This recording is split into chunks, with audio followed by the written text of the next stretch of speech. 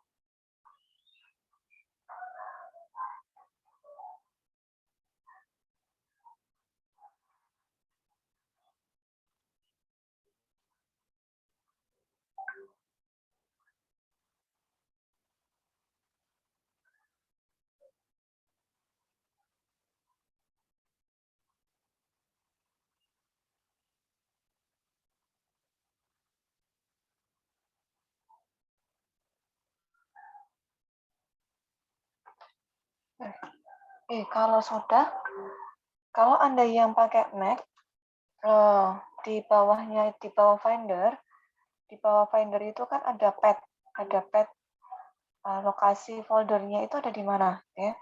Kalau pad ini belum muncul, maka Findernya diklik aja, kemudian di bagian view, di situ ada show pad bar, ya. Kalau misalkan pad yang bagian bawah itu belum muncul, di show dulu aja, pakai view, kemudian show pad bar. Nah, kalau sudah muncul, ini kemudian bisa diklik kanan, kemudian bisa, sebentar, saya kemarin bukanya udah saya tutup dulu. Sebentar. Nah, ini saya tutup dulu karena, oke. Nah, ini ya, tinggal diklik kanan, kemudian langsung New Terminal Add Folder bisa, New Terminal Tab Add Folder juga bisa. Jadi kalau yang ini tuh cuman dalam bentuk tab gitu ya, terminalnya dalam bentuk tab. Nanti kalau misalkan mau butuh terminal untuk yang kegiatan aktivitas lainnya gitu, itu bisa langsung. Tapi pakai ini pun juga sebenarnya nggak masalah. Jadi klik aja salah satu, kemudian diklik Jupyter, perintahnya notebook. Gini, diklik aja Jupyter Notebook, kemudian di enter. Nanti dia akan secara default membuka di browser kalian. Nah, ini punya saya ada misalkan di folder notebook data intelijen. Di sini ada file-file notebook punya saya gitu. Nah, nanti folder inilah yang akan kita isi dengan apa? File-file Python atau file-file notebook Python yang IPYNP gitu. Oke, buat teman-teman yang pakai Windows, berarti saya minta salah satu untuk share screen. Saya pandu, tapi share screen-nya punya kalian gitu. Minta tolong siapa ini ya? Amalia Rizky ada? Amalia Rizky? Bu, boleh lihat yang tadi nggak, Bu? Gimana? Yang Ibu buka itu yang Jupyter. Oke, sebentar. Saya tutup lagi. Ini yang ini atau bukan? Yang tampilan dari ininya, Bu, apa namanya? Finder itu tadi. Setelah itu. Diulang. Iya. Diulang. Oh ya, sebentar. Itu. Saya ulang. Nih. Oke, Nabila mau sholat dulu. Saya ulang. Saya tutup dulu ya. Kalau nutup berarti yang browsernya ditutup, kemudian jangan lupa terminalnya juga ditutup. Terminit gitu ya. Ya, jadi dari Finder, kemudian dari folder, satu folder yang pengen kamu tampung itu file Python kamu. Nah, ini dipastikan dulu ini pattern-nya ada. Kalau pattern-nya sudah ada, tinggal klik kanan, di bagian ini ya, foldernya diklik kanan, kemudian New Terminal Add Folder. Setelah New Terminal Add Folder kan dia akan membuka terminal. Nah, ini ketik aja. Gimana? Boleh pelan-pelan nggak, Bu? Oh iya. Ya. Kalau pattern-nya udah muncul belum? Yang bawah ini udah muncul belum? Udah, Bu. Udah. Nah, oke. Tinggal yang ini bagian folder kan namanya punya saya data intelijen foldernya. Ya, yang bagian folder yang pengen kita buka Jupyter Notebook-nya ya tinggal diklik kanan. Klik kanan, kemudian boleh ini. Boleh New Terminal Add Folder atau boleh New Terminal Tab Add Folder. Sama aja kok. Tinggal itu diklik nanti kamu akan masuk ke terminal itu. Bedanya apa? Kalau seperti ini berarti saya membuka terminalnya itu adalah di folder data intelijen. Jadi langsung spesifik membuka terminalnya itu ini langsung di data intelijen. Ini ada alamatnya di sini. Nah ini. Nah sesudah itu ketik aja Jupyter JUPY ya Jupyter Notebook. Nah gini. Jupyter Notebook. Kemudian di enter. Nanti ketika selesai enter, dia akan terdireksi ke browser, untuk membuka Jupyter Notebook kamu. Kalau sudah di enter aja, enter. Nah itu agak ditunggu kalau misalnya agak lama. Nah dia udah punya kalian mungkin masih kosong karena kan memang belum ada apa-apanya ya filenya ya. Di folder itu kan belum ada file itu. Jadi nanti kita akan isi gitu. Nanti kita akan isi dengan satu file sehingga nanti file itu yang akan kalian buka di Jupyter. Nah, kalau misalkan Bu, kalau saya pengen buat baru tinggal new Python 3. Jadi kalau misalkan pengen membuat notebook baru, tinggal ini new, kemudian klik Python 3. Ini nanti udah muncul notebooknya. Nah, tinggal diketik aja itu apa namanya sintaknya. Ini nama filenya di sini tinggal dinamai latihan gitu. Di name, udah ini tinggal ketik biasa. Oke, sudah yang pakai Mac? Udah, Bu. Oke, saya minta tolong, saya stop share. Saya minta tolong salah satu yang pakai Windows. Siapa ya ini? Tadi saya minta Amalia Rizky ya. Amalia Rizky pakai Windows atau pakai yang lainnya? Oh, Amalia nggak ada. Siapa ini? Ajeng Retno. Ajeng. Oh, Amalia ganti device. Nggih, silakan Amalia. Ajeng. Ayo, kuliah yuk.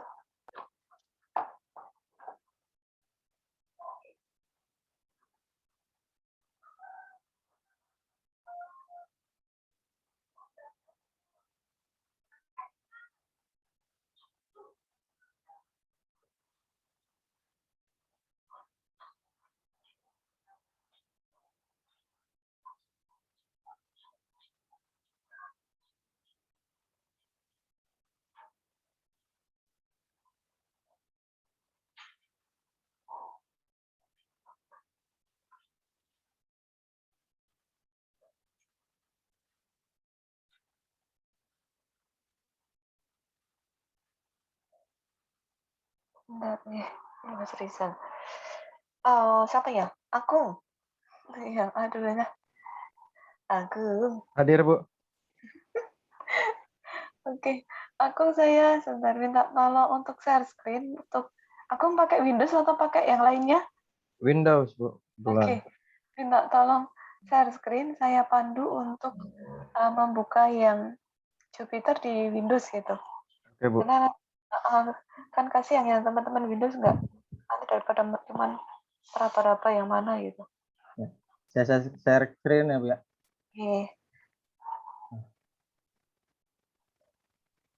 Oke, sekarang tadi aku kan saya minta membuat folder ya.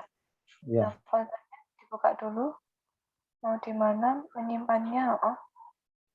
Di D bisa nggak sih, Bu? Bisa. Oh, ini udah, Bu. Udah. Ini, Bu.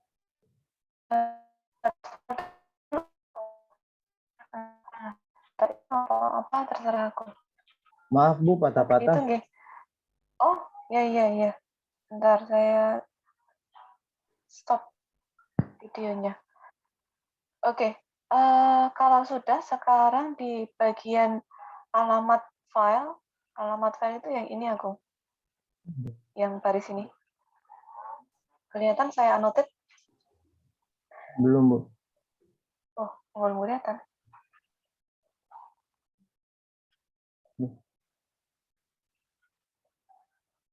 Oke. Aduh, Bu. Yang bagian di atas itu loh. Yang Oh, ini udah, Bu ya. Duh, laptop saya udah mulai. Nah, ini. Aduh, kenapa nih? Aduh, kok ngeblank. aduh, laptopnya. Bentar, Bu. Saya stop dulu ya, Bu ya. Nih, nggak tahu laptopnya. Ya, wes. Yang lainnya boleh. Yang lainnya siapa nih? Siapa ya? Kita Wahyuni.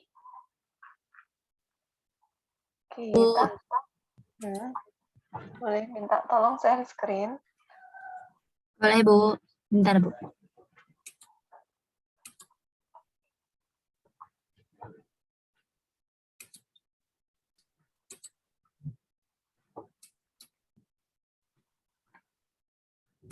Oh, dari yang ini ya, Bu. Terus masuk ke file explorer. Mending share screen-nya di share screen yang all aja kita, soalnya nanti dia kan akan loncat-loncat ke ini. Masuk ke explorer ya, benar ya. Explorernya kita, ya itu tuh. Terus masuk ke folder data intelijen gitu, kita data intelijen.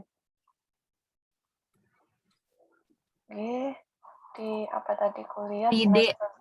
Ya, boleh. Mana sih? Intelijen. Kalau belum, buat aja. Ada kayaknya udah buat. Oh, buat aja. Buat aja deh. Oke, Bu. Klik aja. Nah, kalau sudah gitu, terus nanti di bagian yang itu, kita yang alamat itu. Nah, ya itu, diklik aja. Diklik default semuanya kita. Nah, terus ketik CMD kita. CMD, enggak langsung default tadi. Bold tadi aja. Dalam kondisi bold, ketik CMD. Enter. Oke. Nah, teman-teman sekarang diperhatikan ya. Kenapa saya minta kalian masuk ke Explorer dulu, kemudian ke folder yang kalian nanti akan membuka notebooknya di situ gitu. Karena kita namanya ini sedang menyeting working directory. Kemudian diperhatikan itu di CMD-nya punyanya kita, itu dia alamat di CMD-nya sudah benar, dia di D, kemudian kuliah semester 5 Datil. Ya. Jadi CMD-nya itu sudah spesifik dibuka di dalam folder data intelijen itu tadi gitu. Bedanya kalau misalkan kalian membuka CMD menggunakan run, kan kalau di Windows juga pakai run ya. Pakai yang simbol Windows itu kemudian run, kemudian CMD.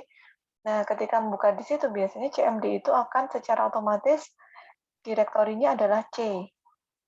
Gitu. Jadi agak sedikit berbeda ya. Kalau ini kita langsung membukanya di suatu folder. Nah, kemudian ketik Jupyter Notebook tadi kita. JUPY, ketik aja. di situ ya. Ketik aja JU ya, PY di kita.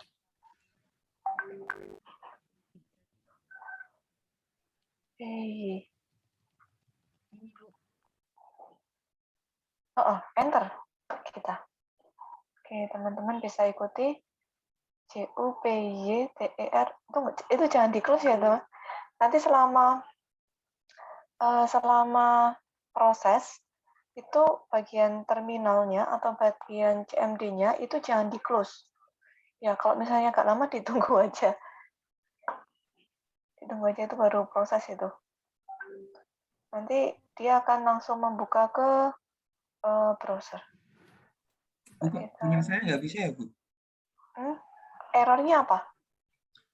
Jupyter is not recognized as internal or external. Saya share. Ya, sebentar biar ini diselesaikan dulu. Oke, siap. Oke, kita itu default di browser kamu udah membuka belum itu? Ada orang di browsermu itu? Browsernya kita pakainya Chrome yang warna biru ya? Atau yang mana itu kita? Iya Bu, yang ini. Coba, karena nah itu tentu udah dibuka aja browsernya kita. Nah, udah itu kita. Berarti udah membuka. Udah. Tinggal kalau misalkan mau buat baru ya tinggal pakai itu gitu. New Python 3. Nanti saya akan kasihkan filenya. Filenya ada sebenarnya sudah saya unggah di Google Classroom. Oke, nanti kita bareng-bareng buka filenya itu. Oke, sekarang tadi ada yang error. Gantian share screen-nya. Makasih kita. Iya Bu, sama-sama. Teman-teman yang lain juga sama, mukanya seperti tadi. Tadi siapa ya? Ibu mau nanya, boleh nggak? Saya Ini kemarin kan saya nyoba buka yang lewat Bu, apa namanya, Python Anaconda yang langsungnya tuh Bu, langsung di yang launchingnya itu loh Bu.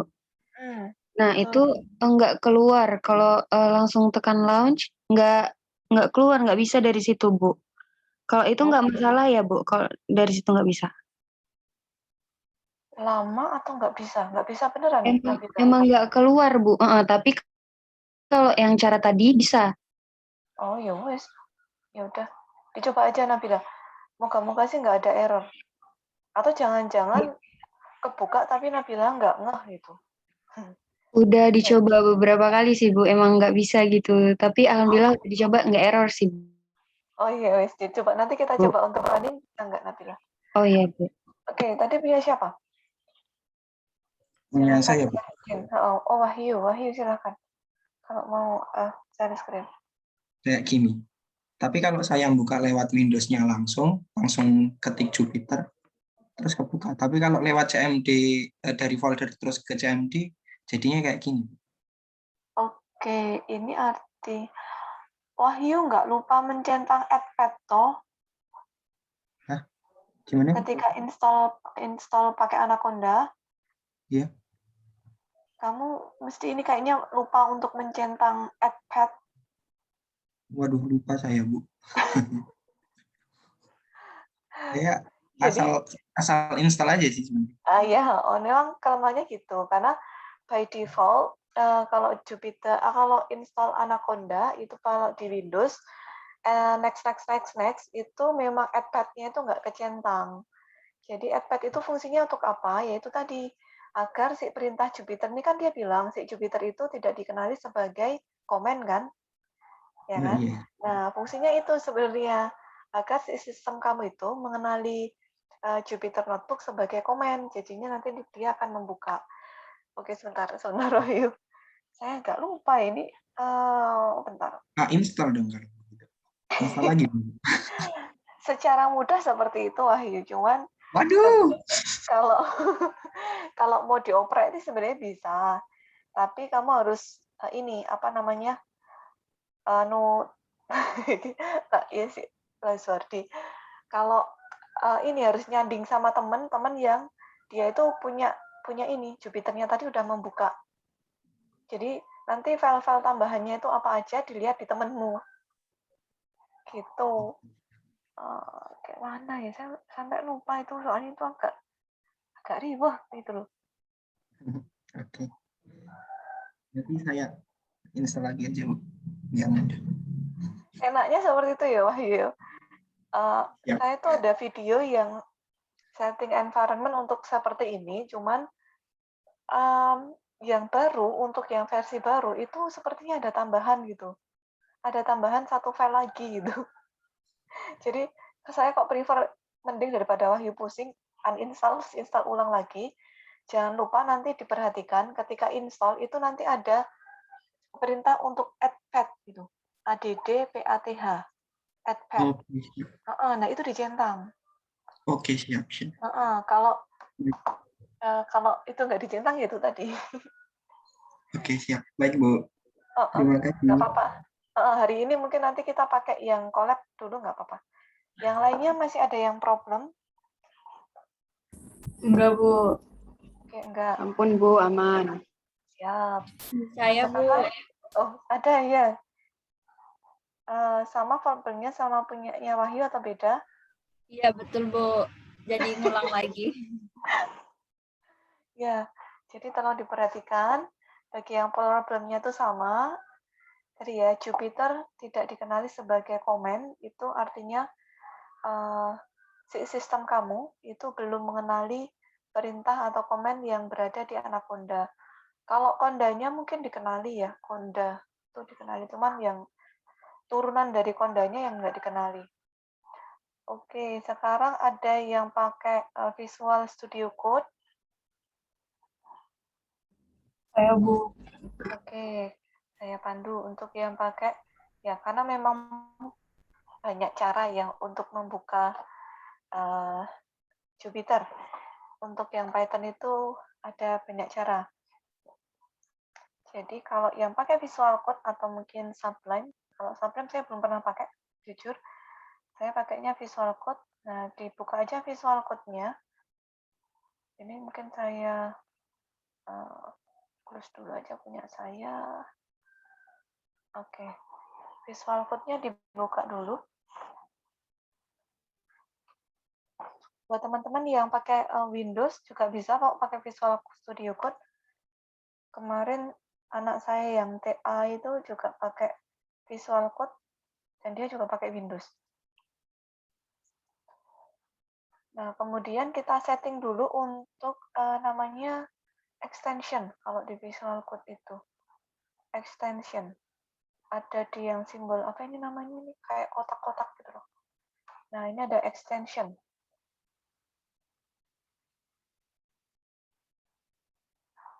Extensionnya kita setting dulu.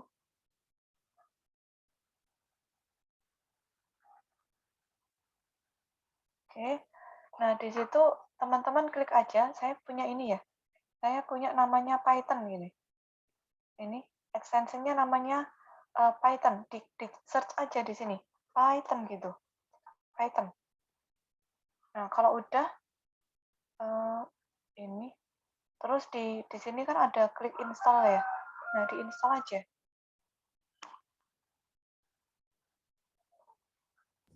Oke, Bu.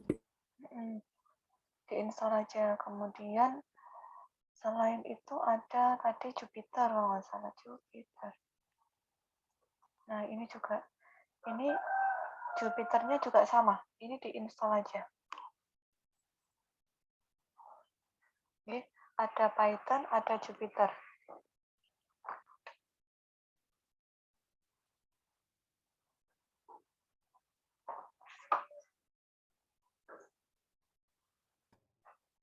Apalagi ya punya saya tadi itu ada Python preview.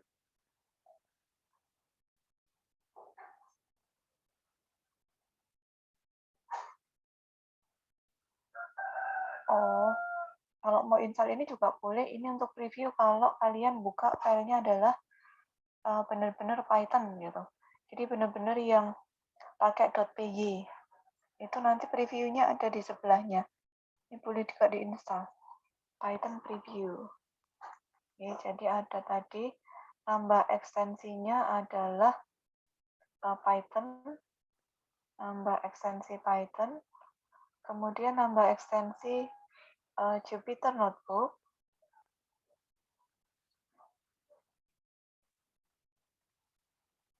kemudian nambah ekstensi kalau mau pakai nanti suatu saat mau pakai Python.py maka nambah Python preview. Nah, oke. Ini memang kalau Visual Code itu kan ini ya, tempat untuk nulis coding. Jadi sebenarnya kalian bisa mau nulis HTML juga di sini bisa, mau nulis yang ngoding PHP bisa, R juga harusnya sih bisa. Tapi saya prefer pakai RStudio karena emang cantik ya, udah cantik lah RStudio. Sampai saya pakai ini untuk apa itu Draw.io itu. Draw.io juga di sini juga ada ya. Kalau sudah, nah ini diklik aja kalau sudah pindah ke bagian yang bentuknya apa ini file.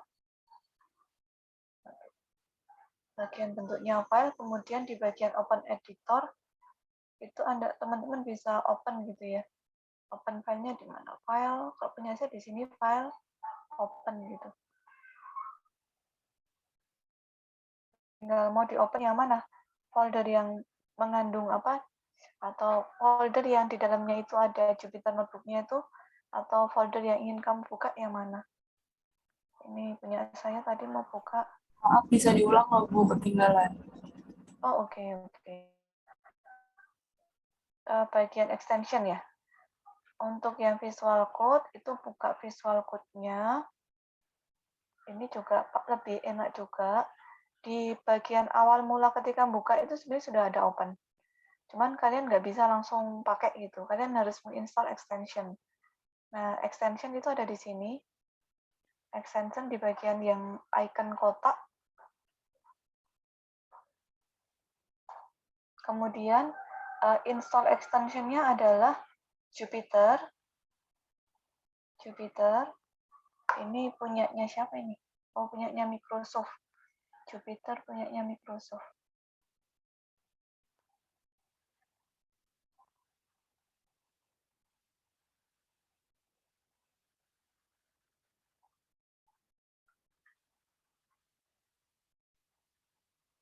Nah, ini diinstal aja di sini ya, diinstal.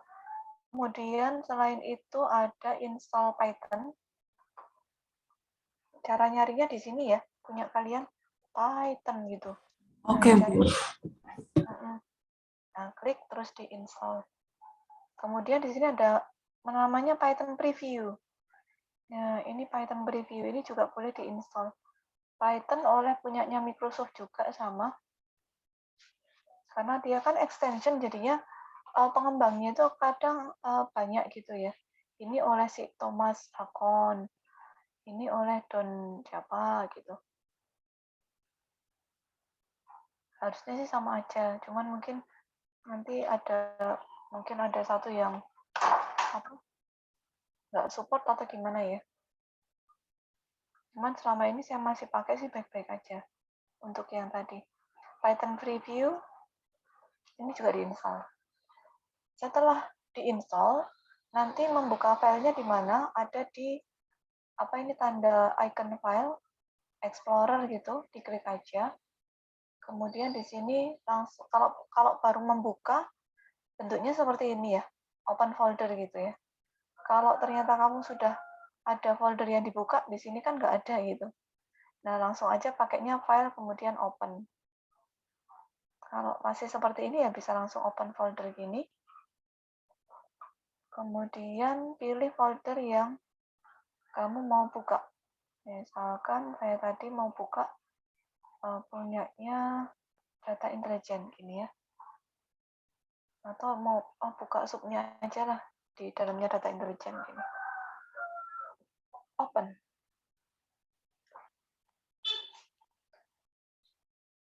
Nah, udah itu udah membuka notebooknya, tinggal dipilih di sini. Ini notebooknya ada di sini. Mau buka yang pertama, notebook pertama ya tinggal diklik aja. Udah jadi kayak gitu. Gini. Nah, mirip kan maksudnya dia. Dia mirip kan kayak yang di tampilan browser gitu. Cuman memang kelebihannya adalah kadang tuh kalau di browser kita nggak kadang nge-close gitu loh. Nah, kalau di sini kan agak terpisah dari yang browser tadi ya. Atau boleh sih yang browser juga boleh dibuat dari browser baru gitu. Oke, ini seperti ini. Kalau mau buat notebook baru gimana? Kalau yang di sini ya tinggal di sini ada tanda ini, tanda new file itu ya, new file. Ini filenya diklik aja new filenya. Kemudian ketika Anda buat new file di di Studio gitu ya, Visual Studio Code itu, Anda kan sebenarnya bisa file itu mau terserah, mau filenya mau dibuat file apa. Mau dibuat file notebook Python bisa, mau dibuat file HTML juga bisa, PHP juga bisa gitu. Sehingga di sini disimpan dulu. Jadi pertama kali itu malah new file, kemudian save dulu. Pakai save Ctrl S ya. Ctrl S. Nah, setelah di save ini latihanku misalkan gitu ya. Ini jangan lupa ekstensinya .ipynb gitu. Jadi .ipynb IPython notebook. Kemudian save. Dan mungkin agak lama, jadi punya saya mungkin agak lama loadingnya. Harusnya sih bentuknya jadinya seperti ini itu. Ya bentuknya ini. Coba ya.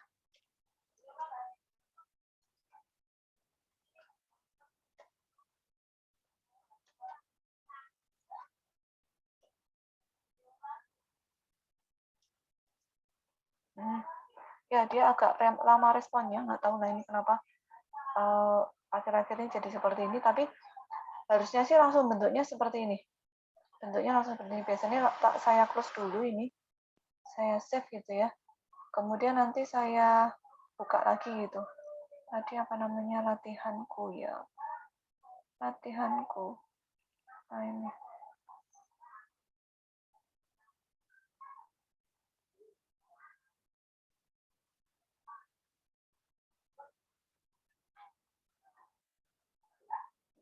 Apa harus jadi latihanku.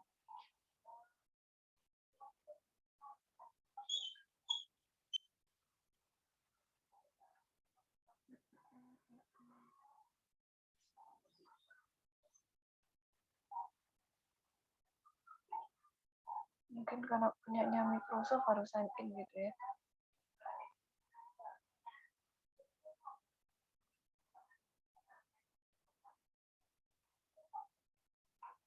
Oke, apa mungkin karena saya buka ini juga.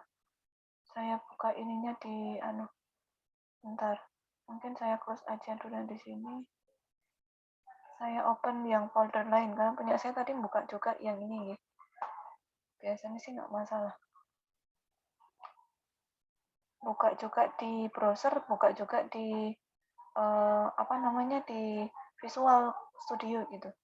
Saya mungkin buka di tempat lain aja biar tidak crash gitu. Nah ini lah. Oke.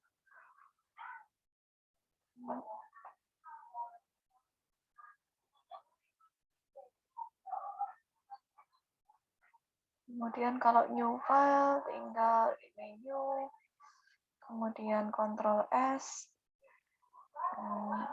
nama filenya apa, .ipynb, ipynb, kemudian save, mungkin saya close dulu. Ketika saya buka lagi, dia udah jadi belum ya? Loh, kok nggak ada?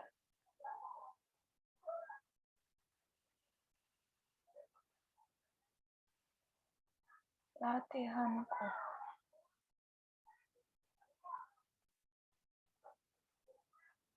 Latihanku.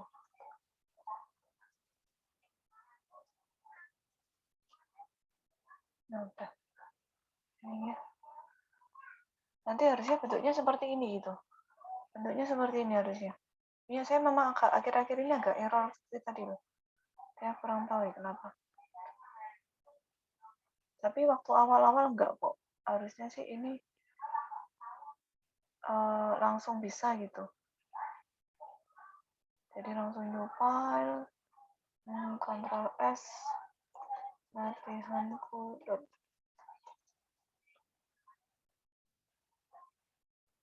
Udah ada. Cancel. Latihanku mana?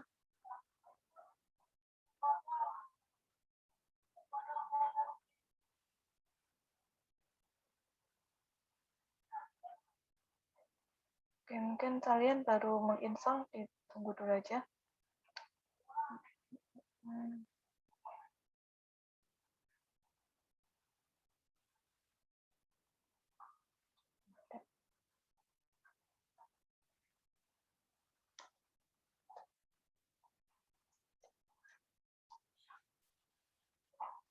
Yang itu.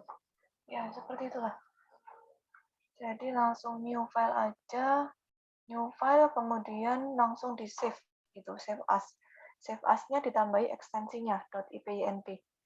Ini juga berlaku sama ketika kalian mau buat file HTML juga langsung di save aja .html atau .php.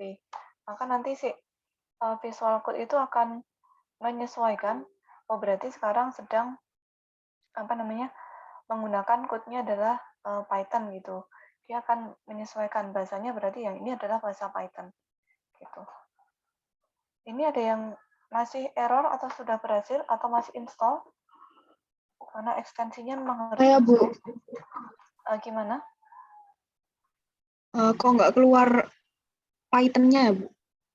Oke, saya stop dulu. Silakan share screen dulu. Bentar. Oke, Selby.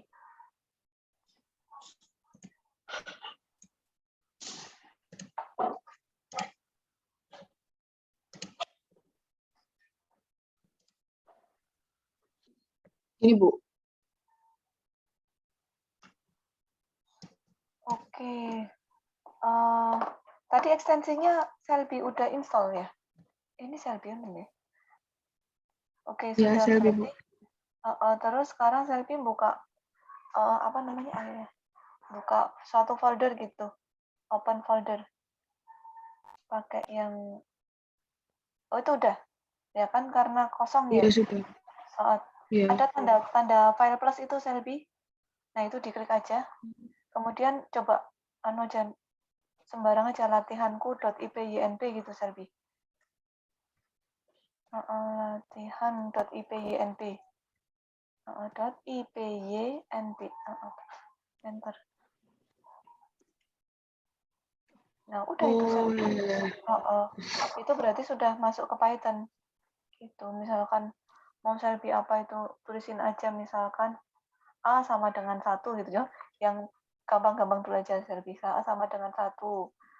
Kemudian enter, B sama dengan 2.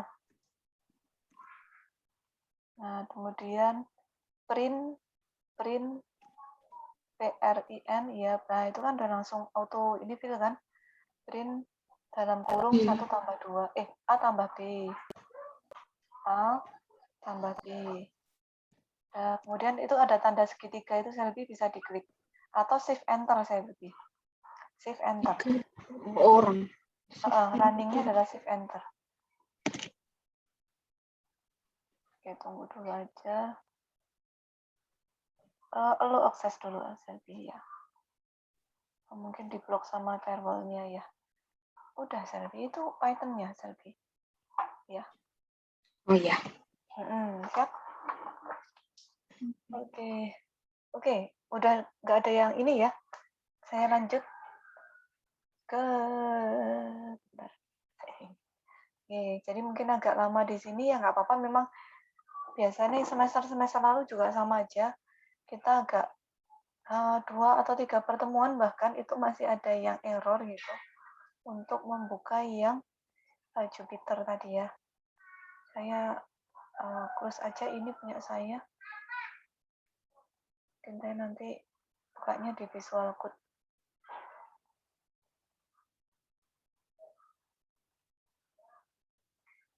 Bu, saya mau tanya lagi. Ya, tadi kan saya udah coba buka yang di browser Chrome itu, Bu. Nah, sekarang saya tadi coba buka filenya, file Python-nya kok ada tulisan unreadable notebook gitu, Bu. Buka file Python-nya yang di mana? Ini Selby. Ya, Selby. Setelah keluar home dari CMD tadi, itu kan yang latihanku IPYNB-nya saya Dibuka di klik. browser. Iya, saya klik. Oh, kemungkinan berarti dia nggak mau Selby. Karena kan double open kan Selby. Oh gitu. Oh iya. Tadi punya saya juga error tadi. Punya saya kan juga tadi error. Nggak mau dia. Dia mau dibuka di browser atau dibuka di Visual Code gitu. Oh iya. Kalau misalkan beda folder nggak masalah Selby. Artinya di Visual Code buka yang mana, di browser buka yang mana itu kayak nggak masalah. Saya juga pernah seperti itu. Tapi sepertinya tadi kalau buka file yang sama-sama latihanku dibuka dua-duanya di open di Visual Code sama browser itu memang tadi nggak mau memang. Oke, kemudian saya unggah materi di Google Classroom di pertemuan kedua untuk Google Colab. Ya, kenapa saya kasihkan Google Colab? Karena sebenarnya kalian juga bisa dalam online gitu. Dan itu powerful juga gitu. Ketika kita menggunakan Google Colab juga powerful juga. Anda bisa langsung klik aja itu apa namanya Google Colab-nya, nanti akan terdireksi ke sini seperti ini. Gitu. Jangan lupa sign in-nya yang UI ya, karena saya batasin yang bisa membuka file ini adalah yang sign in dengan UI, SSO UI. Oke.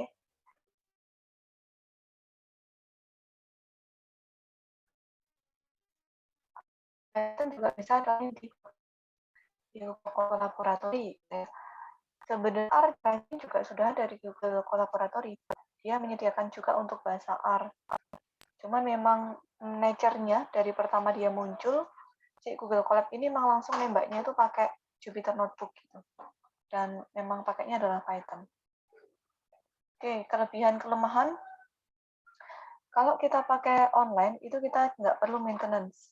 Jadi kita pasrah aja sama si Google untuk maintenance-nya dan kita pasti akan dapat yang terbaru.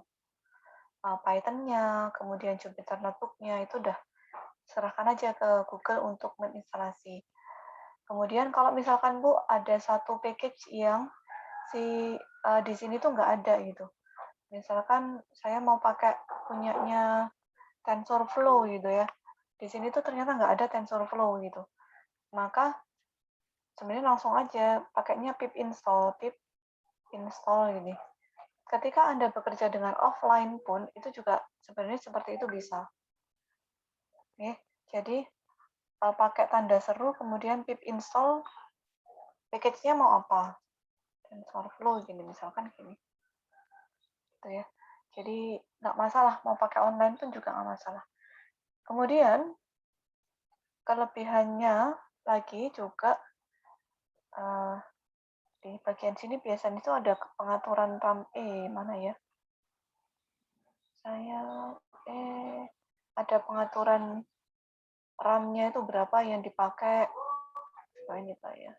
Kemudian ininya berapa? Ada ya? Ya pokoknya nggak perlu install langsung pakai gitu ya.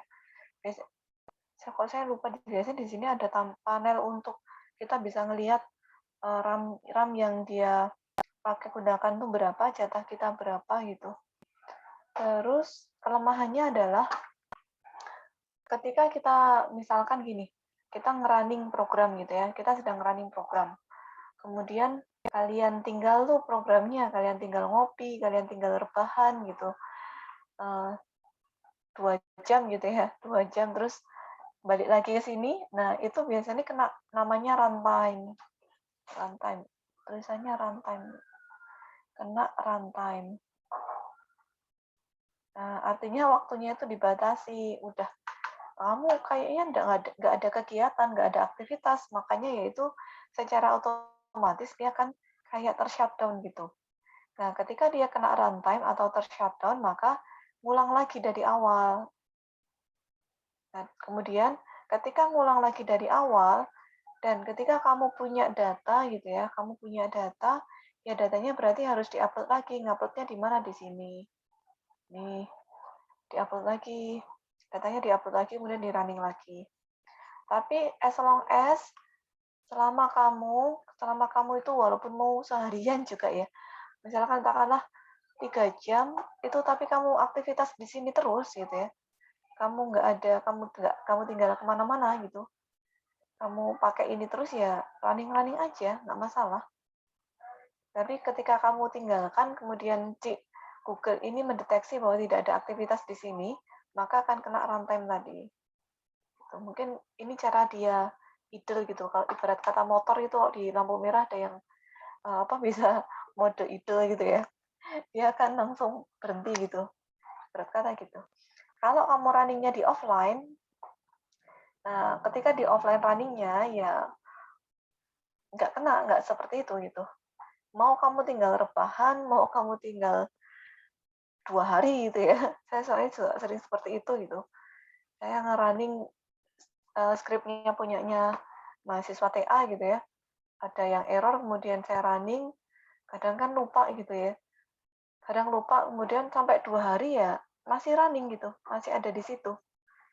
Masih ada aja. Kalau saya buka kemudian saya lanjutkan, ya saya tinggal melanjutkan, nggak perlu saya running dari awal.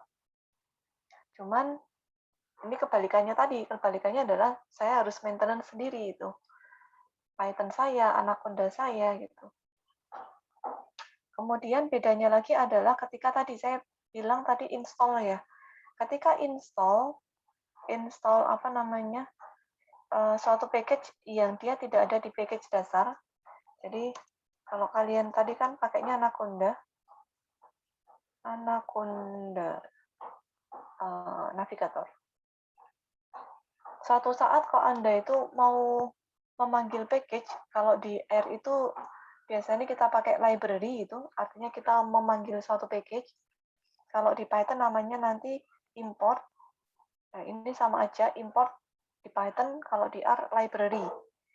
Nah, sebelum kita panggil library kan biasanya kita install. Kalau dia package-nya itu sudah terinstall, maka ketika dipanggil dia akan jalan. Ketika package-nya itu belum terinstall, maka ketika dipanggil dia ya nggak akan jalan gitu. Ada notif bahwa kamu belum punya package atau modul ini gitu. Biasanya kamu belum punya modul ini, nah itu berarti kamu harus install. Ada 2 jalan installnya. Ya, saya annotate. Pertama, install ini ya. Dan di sinilah nanti kalian nggak dapat ini ya. Bentar. Langsung di Google, mana Google Jamboard saya. Ya, inilah.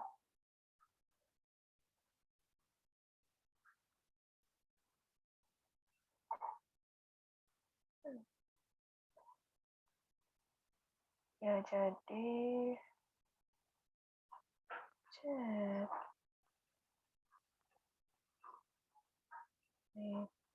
ini saya terangkan di sini.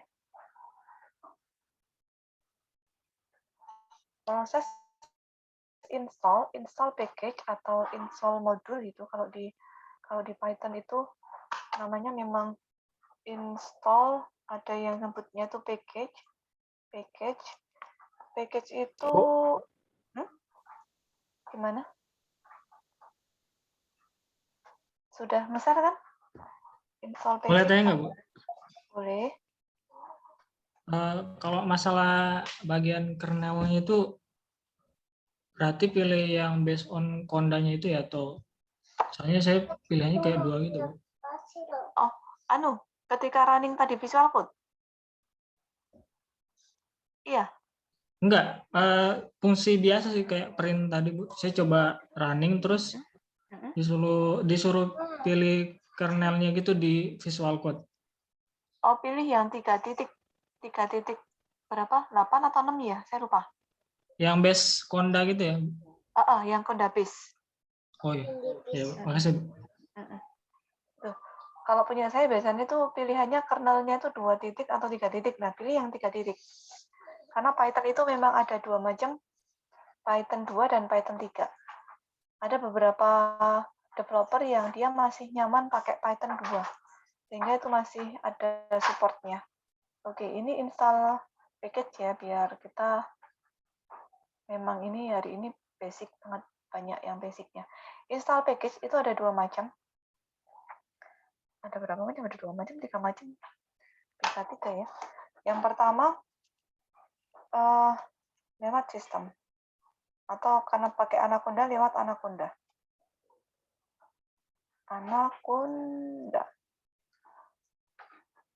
Lewat Anaconda.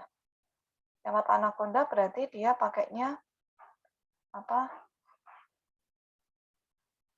Lewat Anaconda, dia makainya adalah Anaconda Navigator. Ini di Anaconda Navigator. Kemudian masuk ke environment.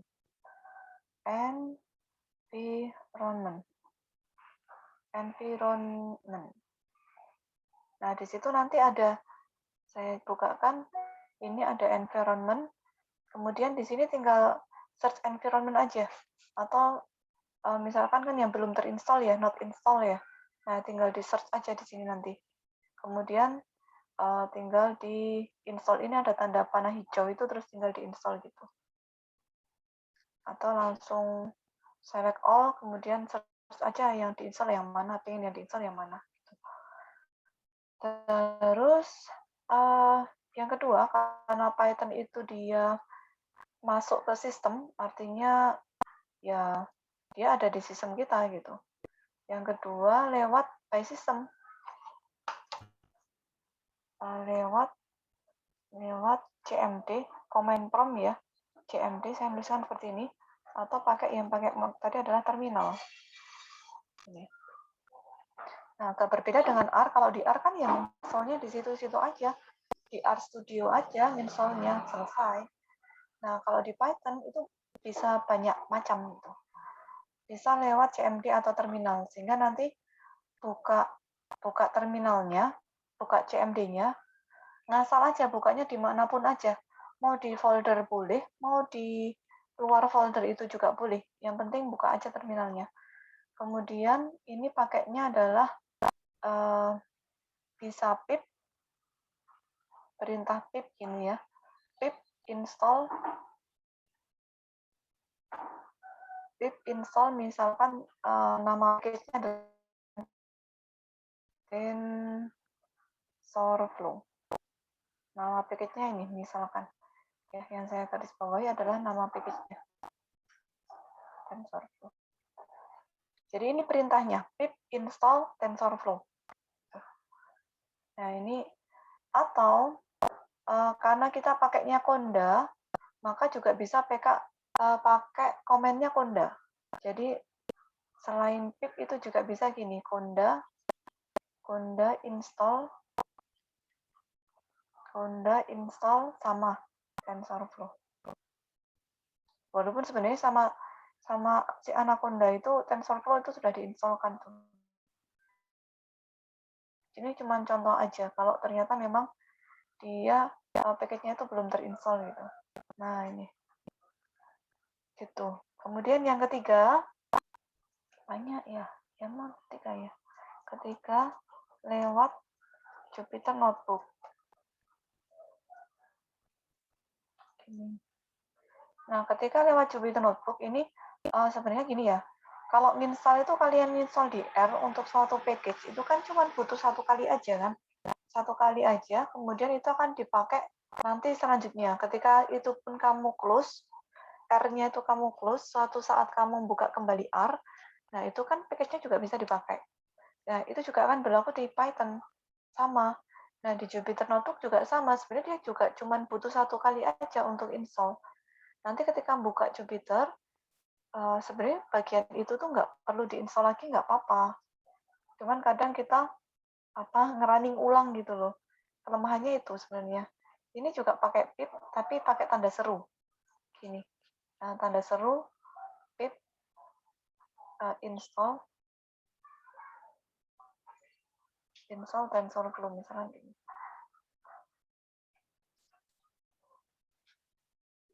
Ya, TensorFlow itu adalah ini ya, package miliknya si Google untuk mendukung yang machine learning sebenarnya. Tuh.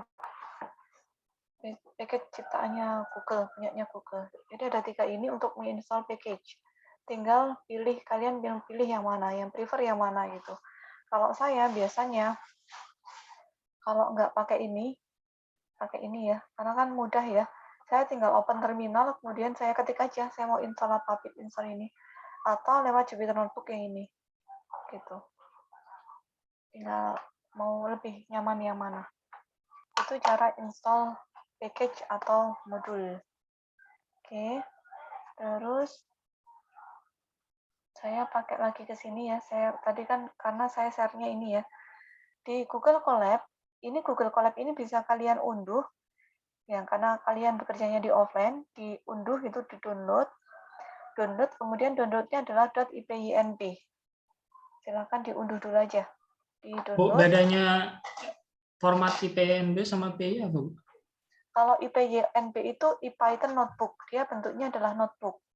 Notebooknya biasanya dalam bentuk Jupyter Notebook. Kalau .py itu adalah format Python asli. Format Python asli itu dia bukanya ya benar-benar di Python. Saya tunjukkan pakai terminal nih. Ini saya buka terminal, kalian juga bisa buka command prompt. Kemudian di command prompt atau di terminal kalian ketik aja Python. Gini. Ketik aja Python.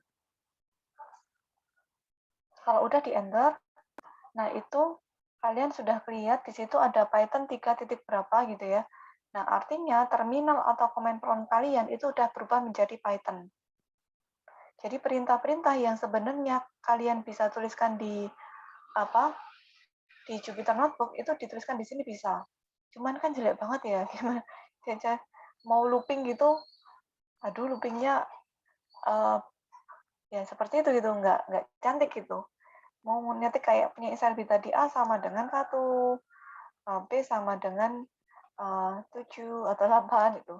Kemudian print A ditambah B. Nih. Gini.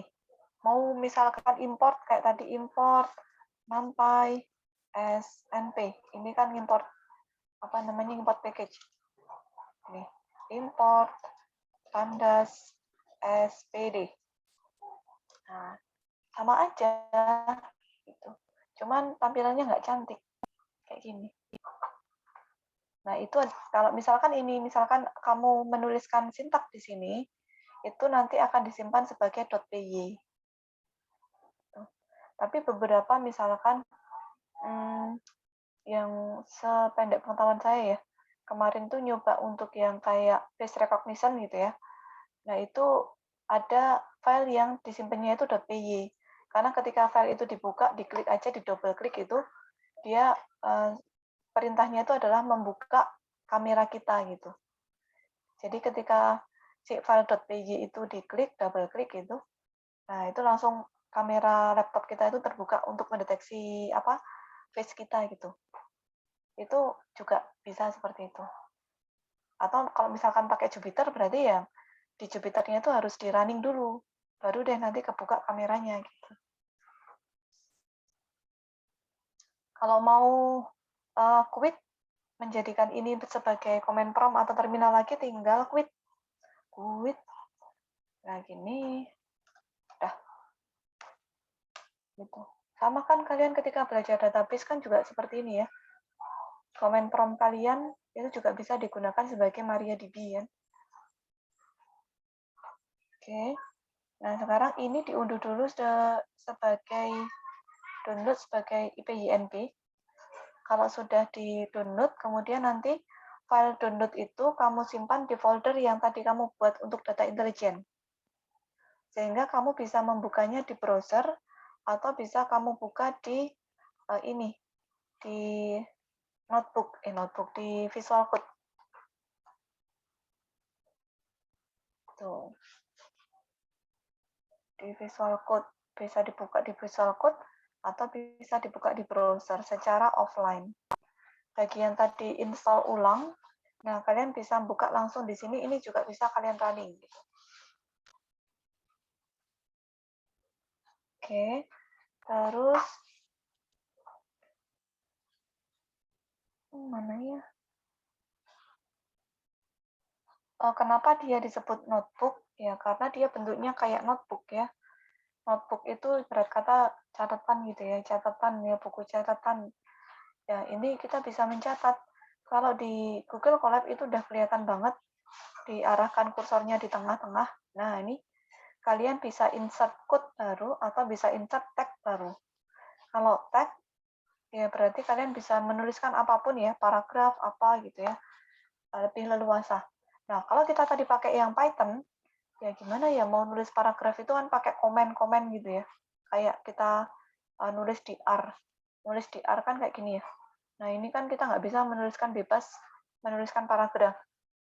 Kita harus pakai tanda tanda hashtag, dan ini agak ribet karena setiap ganti baris kita harus hashtag lagi, ganti baris hashtag lagi itu. Kalau di notebook dia memang ya seperti ini, bisa langsung nambah catatan.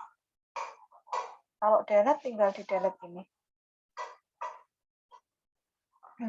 Bagi yang bekerja di Visual Code atau mau bekerja di browser, saya gimana nambahnya?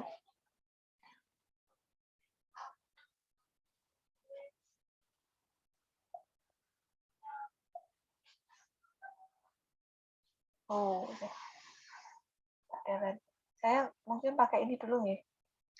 Nambahnya tuh sama kalau ini.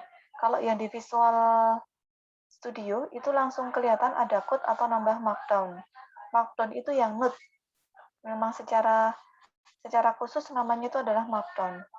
Markdown itu adalah nambah catatan, mau nambah paragraf boleh, mau nambah apa yang bentuknya dia catatan lah gitu.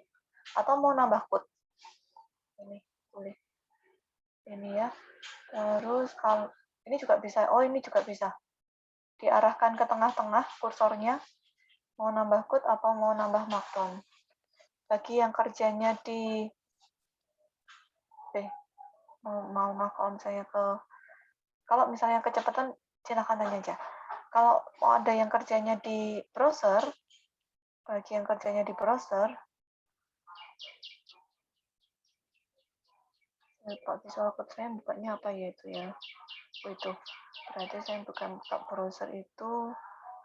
Bagi yang kerjanya di browser ada tanda icon plus di bagian toolbar, di atas itu ada tanda plus, yaitu dipencet aja. Saya contohkan.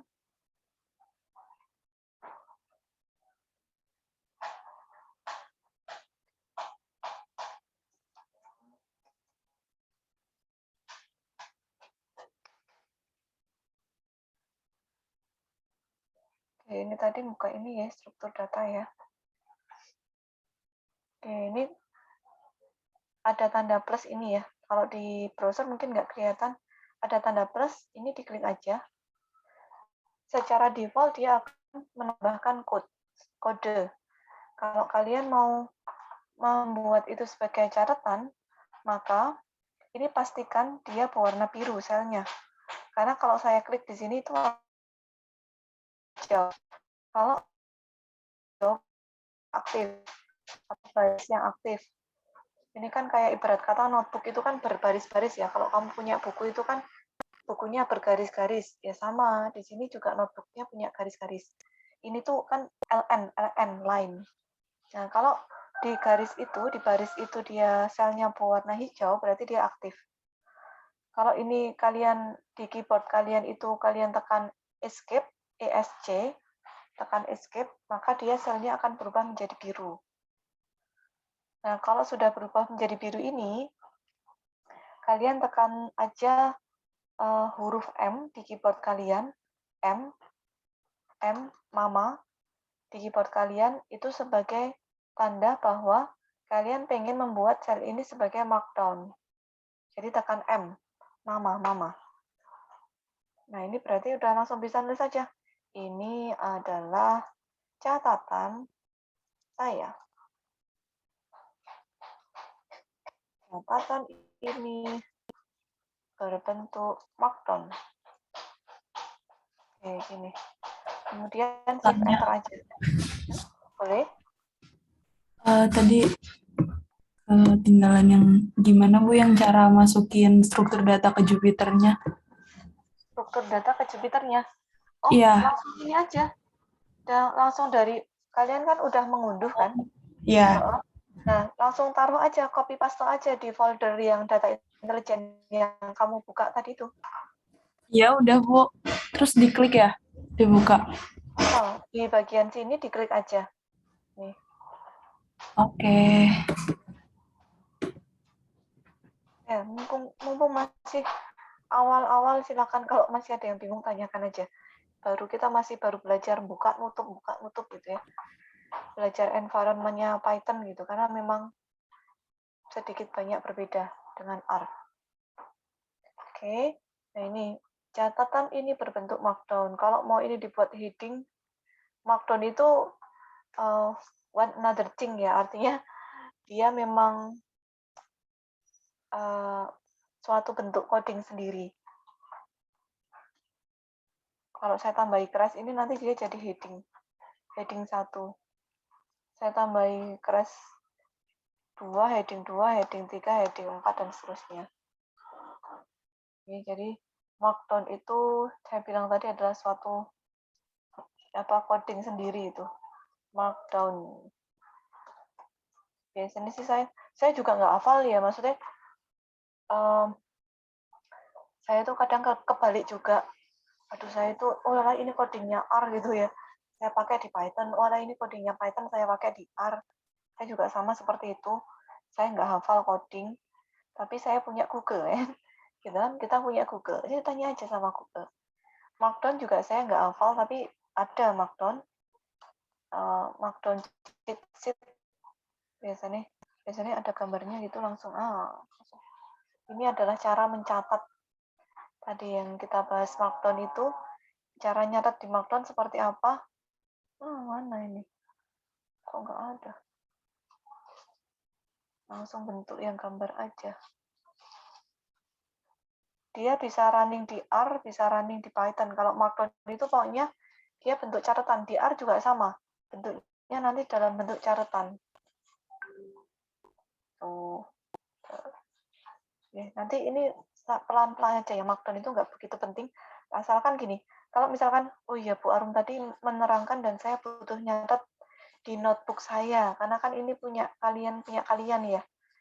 Ya tinggal ini aja, tinggal tambah, kemudian warnanya biru, tekan M, kemudian catat aja kalian mau mencatat apa. Jadi cara menginstall package gitu. Package. Tadi Bu Arum bilang 1 lewat Anaconda. 2 lewat CMD atau terminal. Ini install apa dicatat aja lewat Jupyter Notebook. Nah, udah tinggal di shift enter udah jadi kayak gini. Oke. Kemudian kalau mau mendelete, ini ada delete sebenarnya, mana ya delete? Sel delete. Oh, mana? Insert nggak ada. delete-nya? Edit, delete. Nah, ini ada. Edit, delete cell. Cuman kan di toolbar gitu, masuk kita udah di sini, terus kita pengen cepat aja delete-nya, ya udah delete itu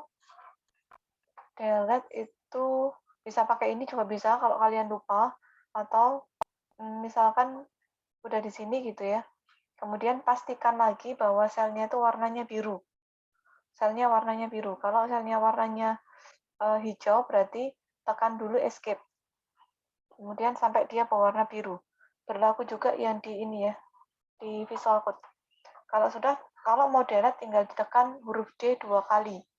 Delta huruf D di keyboard kalian itu ditekan D 2 kali. 1, 2. Udah terdelete. Oke. Tadi di sini kan udah kelihatan ini. D, D. Berarti untuk mendelete itu shortcut-nya adalah double D. Tuh. Oke.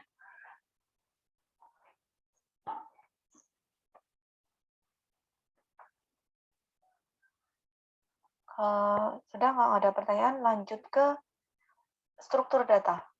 Struktur data. Materi kita yang pertama adalah struktur data. Kemana saya update? Struktur data itu secara mudah apa? Kalau kita input data di suatu software, di R, katakanlah kita mau input data nih. Si R itu menerima datanya dalam bentuk apa? Si R menerima datanya dalam bentuk apa? Dalam bentuk array atau dalam bentuk apa gitu. Biasanya kan kalau R memang array ya. Ada nggak tadi Mas? Nah ini. Kalau R itu biasanya dia dalam bentuk array yang kalian biasanya tuliskan itu loh, C. Misalkan apa namanya itu? Data sama dengan C dalam kurung 1,3,4,5 dan seterusnya. Nah, itu kan array ya. Array dalam bentuk array. Kemudian kalau di Python itu dia struktur datanya, inputnya data, kita menginputkan data itu di Python bentuknya apa? Ada dua, secara built-in atau non-built-in. Built-in itu apa? Built-in itu bawaan. Bawaan by default. Kalau bawaan itu ada 4 ini paling enggak. Pertama tuple, list, dictionary, sama set. Ini namanya seperti ini. Kalau yang bukan bawaan, ini yang tidak built-in, yang tadi array seperti punyanya R, array, kemudian data frame R juga punya kan data frame. Ini tapi punya Python itu dia tidak built-in. Tidak built-in itu artinya adalah kita memerlukan package tambahan untuk menjalankan ini. Itu matrix, misalnya gitu. Nah, kalau yang tanpa package pun itu berjalan, itu adalah ini, tuple, list, dictionary, dan set. Nah, saya catatkan di bagian notebook kalian. Kita bahas mulai dari tuple. Tuple itu, ini mohon maaf ya, campuran bahasanya saya kopas aja. Saya kopas, campur-campur lah, di situ ada bahasa Indonesia, ada bahasa Inggris itu. Tuple itu adalah kumpulan dari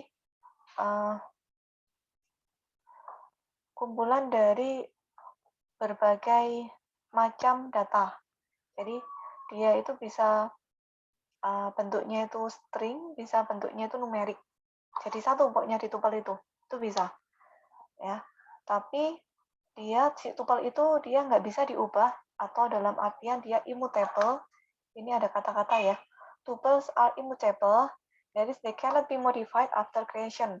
Artinya dia tidak dapat diubah setelah dia dibuat. Nah, nanti ini contohnya di running aja, ini yang tup 1, tup 2 itu di running aja. Kemudian tuple itu dia ditandai dengan kurung biasa. Atau bahkan tanpa kurung pun bisa. Jadi bisa tanpa kurung, bisa pakai kurung biasa seperti ini. Ini shift enter aja.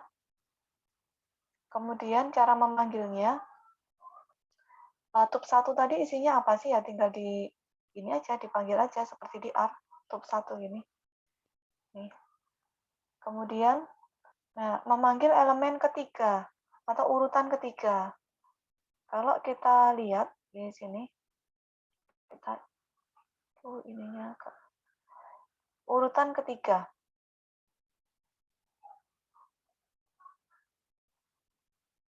Oke, ini ya.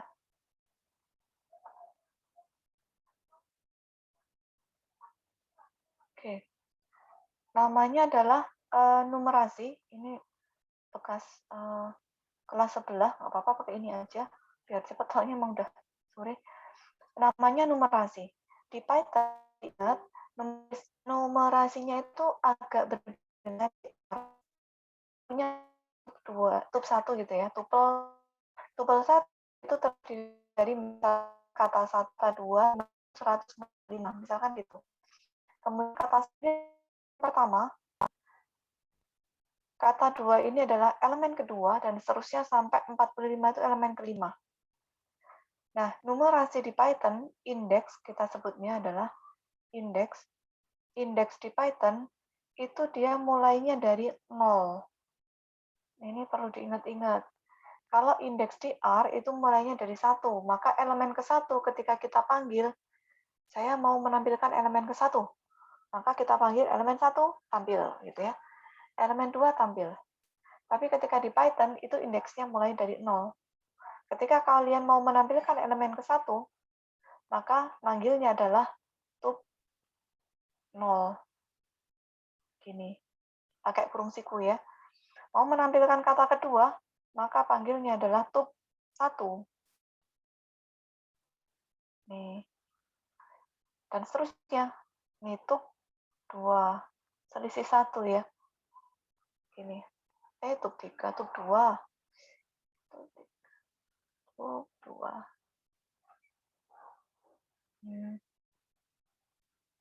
Gini.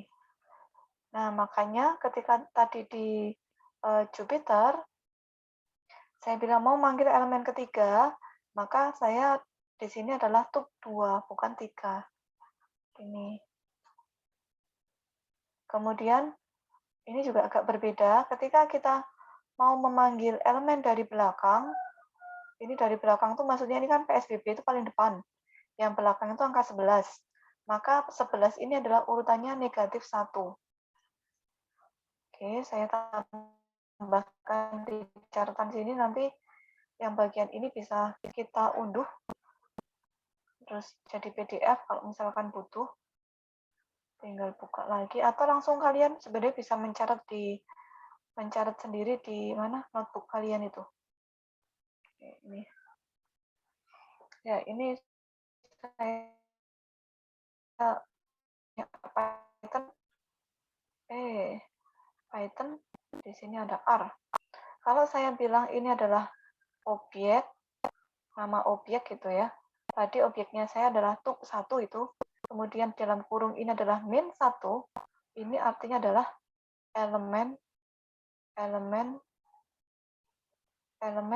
paling belakang. Paling belakang.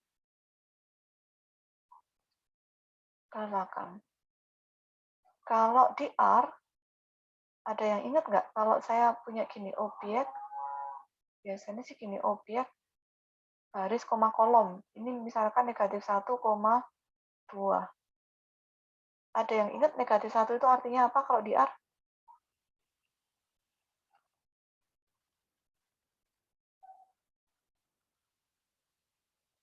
Ada yang ingat? Nggak ingat serius.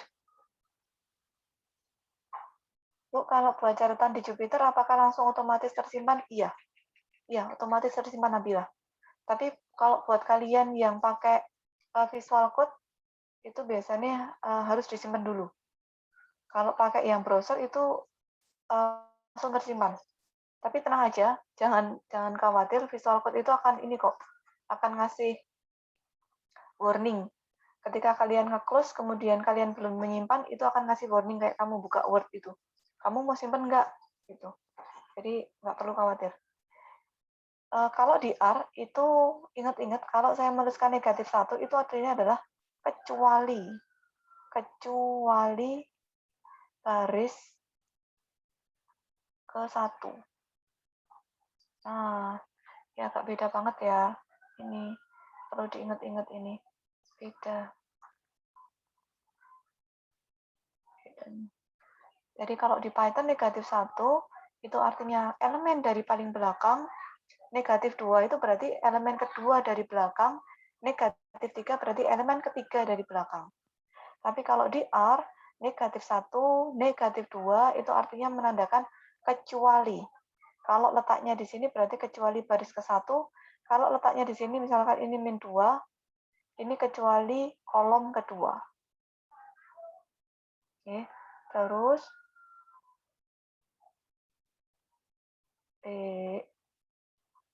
mungkin nanti aja lah ya, sambil ketika data frame aja apa ya itu bedanya. Terus tube 2 ini sama, ini tinggal running aja sih sebenarnya.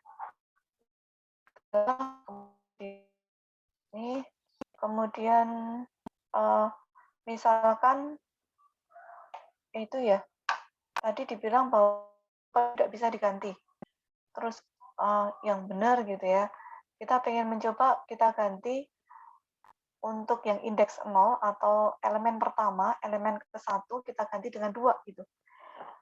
Jadi running aja. Nah, di situ udah ada ya error gitu ya. Error, kamu ngeyel sih gitu. Orang dibilangin tuple itu immutable itu. Nah, itu dia udah ada kelihatan tuple object does not support item assignment. Setelah si tuple itu di-create, dia akan immutable, artinya dia nggak bisa diubah. Oke, kemudian langsung loncat ke list. List bedanya apa? List itu sama tuple dia pakai kurung siku. Yang kelihatan dari fisiknya dia pakai kurung siku. Kemudian dia kumpulan dari elemen yang sejenis. Elemen sejenis. Ya, ini di running aja.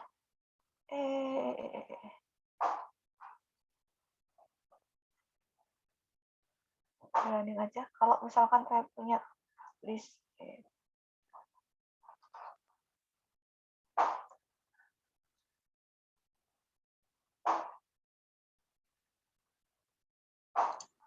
Saya mau tanya, di struktur data saya kok sudah keluar ininya ya, outputnya Bu? Iya, mungkin karena kemarin kan ini kelas sebelah kan saya udah running gitu ya. Kalau mau di-clear bisa kok. Di-clear kamu pakai apa? Pakai browser atau pakai Visual Code? Pakai browser. Pakai browser, Bu.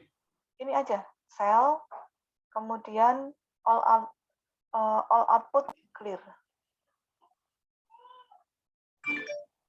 Oh iya. Soalnya memang kalau itu sudah pernah di running itu dia akan ada historisnya gitu. Tapi setiap kali buka Jupyter, jadi ketika nanti kamu misalkan ngerjain clustering gitu ya, ngerjain clustering, terus kamu tuh kan di situ kan udah ada tuh runningnya. Nah tapi ketika kamu buka Jupyter, pertama kali buka Jupyter, running itu belum aktif. Jadi dia hanya bentuk kayak apa ya, catatan tapi catatan yang nggak aktif gitu. Kalau mau itu aktif berarti harus di running ulang gitu. Kalau misalkan mau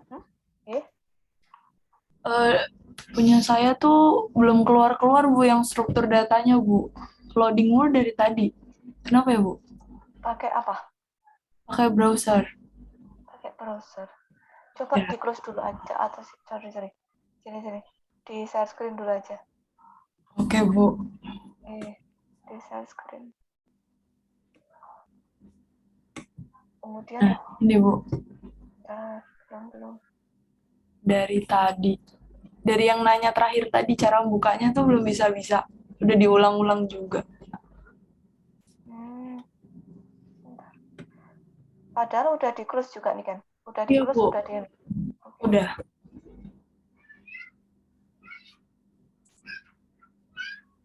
Ini muter-muter seperti ini doang. Iya Bu, dari tadi. Tapi tadi sempat bisa membuka nggak? Nggak bisa dari tadi Bu. Gini doang. Kenapa ya Bu? Homepage-nya padahal mau ya. Apanya? Di homepage yang sebelahnya itu nggak? Iya, Kemudian kalau pakai new bisa. pakai New Python itu bisa. yang ini, Bu. Itu bisa tadi. Belum nyoba kalau pakai yang ini. Tadi langsung klik ininya, Bu. Harusnya sih bisa. Berarti yang ini ya? Kalau buat file baru bisa nggak? Ini kan. Buat file baru tuh klik ini, Bu. Mm-mm. Oke, coba. Kok diblokir? Nggak bisa ya, Bu? Ini nih, ada tulisan ini. Nah, itu aja, selalu izinkan itu coba. Selesai.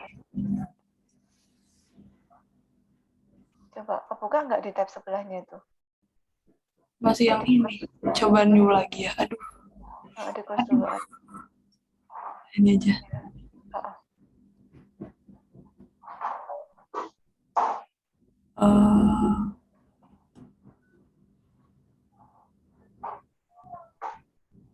Kayak gini, Bu, kosong.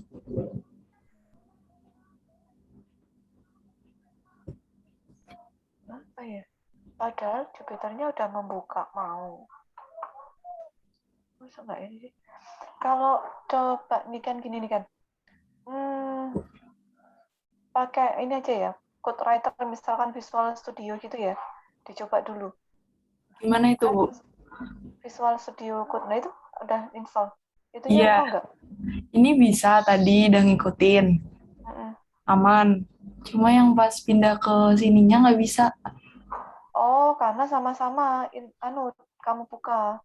Oh, ini di close dulu, Bu. Yang di close di browser aja. Browser aja yang kamu close. Oh, browser di close. Browser aja yang di close, kemudian dimatiin. Terminalnya dimatiin, nih kan. Sorry, CMD-nya. CMD-nya yang hitam-hitam itu tadi loh. Ini Itu di close. Ya, di close. Oke. Terus sekarang pakai Visual Code aja. Visual Code, nah struktur datanya dibuka, diklik. Struktur datanya diklik. Sama aja kalau pakai ini. Sama aja, nggak bisa barengan nih kan. Oh, harus salah satu gitu, Bu, di close gitu. Salah satu, iya. Oh, oke, Bu. Makasih, Bu. Ya, kalau di folder yang sama, salah satu aja. Oke.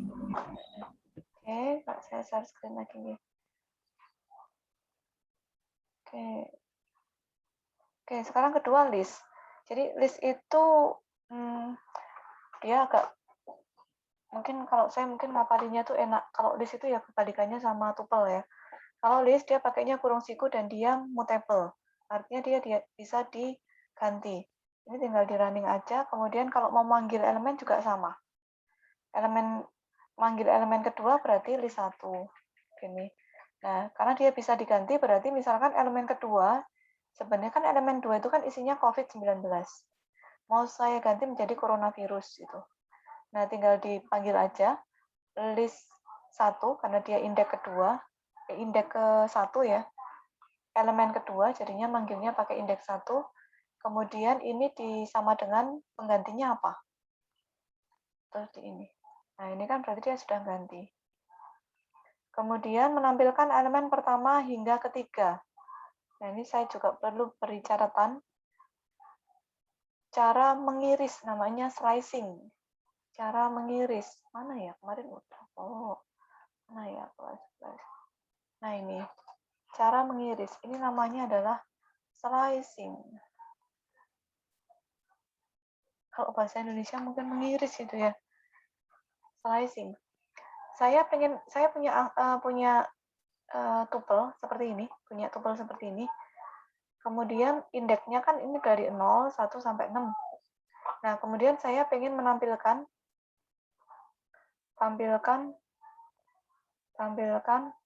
elemen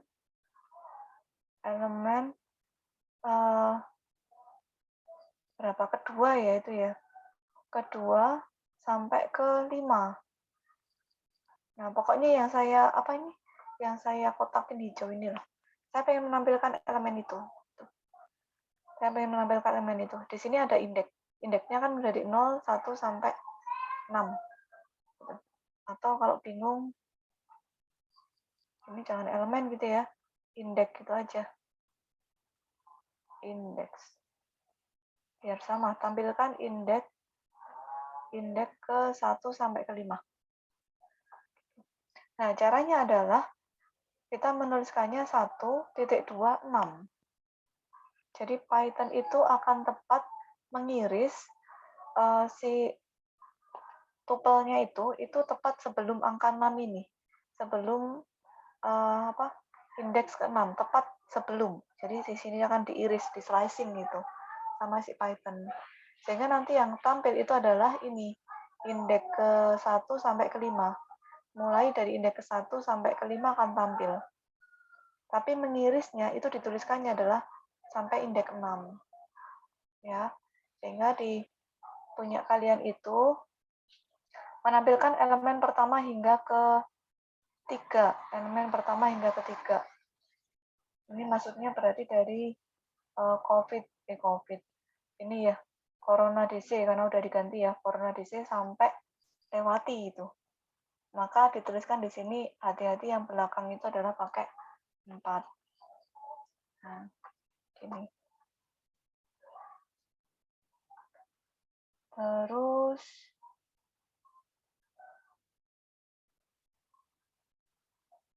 ini ya, saya sudah kasihkan note di sini. Perhatikan bahwa ketika kita menginginkan elemen pertama hingga ketiga, kita tulis indeksnya adalah 1 sampai 4. Artinya elemen indeks ke-4 tidak ikut ditampilkan. Data yang ditampilkan adalah indeks ke-1, ke-2, dan ke-3. Nah, udah saya tuliskan di situ sebenarnya. Kemudian, saya percepat di apa ini?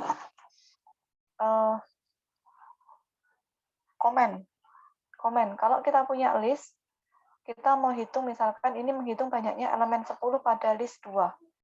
List 2, kalau kita perhatikan list 2, ini isinya adalah 1, 10, 2020, 290 juta jiwa melayang waktu itu 4.000 sekian gitu ya. Itu angka corona kalau nggak salah. Terus di list itu angka 10 itu muncul berapa kali? Kebetulan kan kita listnya pendek, jadi nggak masalah. Kalau suatu saat listnya panjang, itu pakainya adalah count. Jadi list 2.count 10 ini. Oke, saya terangkan di sini. Balik lagi ke Jamboard. Oh, ini nih. Di sini juga ada. Ada 2 cara untuk memanggil fungsi atau komen di dalam di dalam Python. Yang pertama, komennya itu dipanggil dengan menggunakan titik. Sehingga contohnya ini, nama objek, titik, komennya apa? Nah, itu artinya menggunakan fungsi count pada objek list. Atau yang kedua, itu pakai kayak dir, tanda kurung. Misalkan apa? Misalkan len panjang. Jadi len list 2. Artinya kita menggunakan fungsi len pada objek list 2. Len itu dipakai untuk mengetahui panjang ya. Panjang dari list 2 itu berapa. Itu. Oke. Jadi memang ada 2 macam dan ini saya juga nggak bisa hafal semuanya. Kebanyakan itu pakainya adalah titik. Jadi hanya beberapa aja yang pakainya itu adalah kurung. Contohnya adalah ketika kita membuat fungsi sendiri, mendefinisikan fungsi built-in sendiri, maka nanti ketika memanggil fungsi kita yang sudah buat, itu kita pakainya adalah tanda kurung biasa. Tapi kalau fungsinya itu dia punyanya Python atau punyanya package, itu biasanya pakai titik. Bisa di running sendiri, nggak masalah. Running sendiri. Nanti bisa dibaca. Reverse itu untuk membalik dan dari yang belakang. Kemudian kalau sort itu untuk mengurutkan. Ini kalau ini mau nggak? Reverse. Sayang. Oh, dia nggak mau. Berarti dia cuma mau di sort. Oke. Kemudian kalau dictionary itu mirip kayak file JSON. Kalau kalian pernah lihat file JSON, dia kan punya key dan punya value. Nah, dictionary juga sama. Ini di dulu ya, import datamnya di running dulu, karena saya di situ pakai fungsi dari package datetime. Contohnya gini, KTP1, namanya itu adalah berarti key, value-nya adalah Bima Sakti, key-nya adalah NIK, value-nya adalah ini, dan seterusnya. Nah, itu adalah dictionary, dan dia pakainya adalah kurung kurawal. Ya, ini yang bawahnya tuh bisa Anda running sendiri, cara menampilkan cara menampilkan, oh iya, Nur Faizin, mau surat maghrib dulu ya, silahkan. Cara menampilkan ini value di dalam NIK. Di running sendiri aja. Cara mengubah tempat lahir, tadinya tempat lahirnya di Malang, kemudian diubah menjadi Surabaya, berarti KTP1, kemudian key-nya dipanggil, tempat lahir, kemudian ini langsung diganti aja. Nggak bisa teriak-teriak.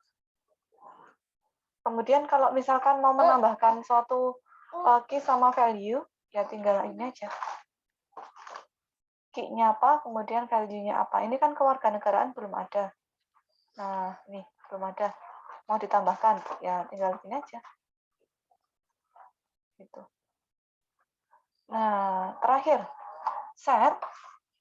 Set itu seperti dictionary, dia memakai kurung kurawal, tapi dia nggak punya, ini ya menurut saya ini adalah paling lemah itu. Dia nggak punya key, dia nggak punya value, dan dia nggak bisa diurutkan. Dia nggak punya indeks. Jadi cuman kumpulan dari data seperti ini. Saya mau panggil, misalkan saya mau panggil si orange gitu ya. Nah ini nggak bisa. Dia nggak bisa. Mandi dulu saya. Nah, untuk yang tadi struktur data yang bukan built-in, kayak array, data frame, itu kita butuh package tambahan. Kalau array itu nanti kita pakainya adalah NumPy, kemudian kalau data frame itu kita pakainya adalah Pandas. That's why ketika kamu biasanya, saya udah pernah pakai Python, dan biasanya tuh pertama-tama itu saya pasti menuliskan import NumPy, import Pandas gitu ya. Nah, karena memang untuk membaca datanya itu butuh data frame dan kita pakainya Pandas. Untuk menginput datanya ke dalam model, misalkan kalian pakai regresi atau pakai clustering, itu biasanya, ya kadang ada, tapi biasanya model itu minta bentuknya itu adalah array. Bukan bentuk data frame, bentuknya array. Sehingga kalian butuh NumPy. Gitu. Oke, terus itu aja. Nanti kalau misalkan minggu depan kok masih ada ketemu error, ya ditanyakan aja. Karena ya memang agak basicnya agak lumayan ya.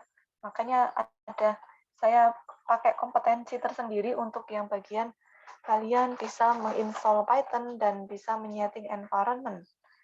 Karena memang environment-nya berbeda ketika kita bekerja dengan R. Ya, saya mungkin agak review sebentar sambil kalian nanti presenti. Data intelijen B. Ini pertemuan kedua ya. Pertemuan kedua.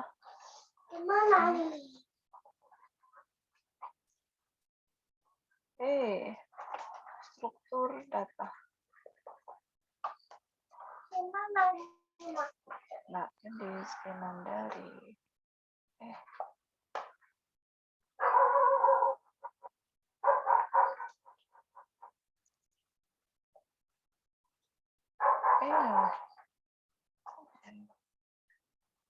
tanggal 5. Oke, silakan presentasi dulu sambil kalian dengarkan review tadi ya. Oke. Kita review, nanti saya akan upload materialnya. Nanti kalau misalkan ada yang mau minta sesuatu atau saya lupa ya, tinggal di WA aja. Pertama adalah kita setting dulu. Tadi begitu kita muncul Anaconda itu kita bisa sebenarnya launch Jupyter dari situ. Tapi kita tidak bisa membuka file kita yang ada di D. Kalau teman-teman yang pakai MacOS, itu nggak masalah. Launch di Anaconda Navigator, mau membuka di dokumen, nggak masalah. Tapi teman-teman yang pakai Windows, ketika pakai Anaconda Navigator, launch Jupyter dari situ, maka tidak bisa membuka yang D. Kemudian kita tadi belajar membuka notebook, Jupyter Notebook, di suatu folder tertentu. Dengan menggunakan terminal dan juga dengan menggunakan command prompt. Oke, sayang. Ya, mohon maaf sebentar. Dengan menggunakan terminal atau dengan menggunakan command prompt. Kemudian setelah itu si Jupyter Notebook akan terbuka di browser ya, akan terbuka di browser default kalian. Terus kemudian kita bisa juga menggunakan Visual Code. Ketika menggunakan Visual Code, maka ada ekstensi tambahan. Maaf, menutupi nanti. Di Visual Code itu ada ekstensi tambahan. Ada kita nambah Python, ada kita nambah Jupyter Notebook.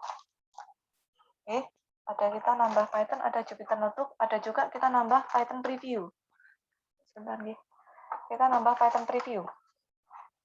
Setelah itu, kita bisa open-nya itu kalau di Visual Code juga sama, open-nya adalah open folder, bukan open file. Jadi open folder dulu, foldernya itu di-open, kemudian nanti filenya juga di-open.